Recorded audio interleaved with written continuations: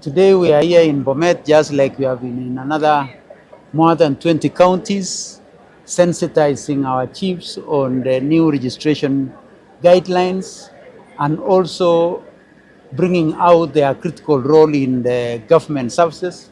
including taking out and explaining to citizens the projects and any other activity that government is undertaking within their jurisdiction.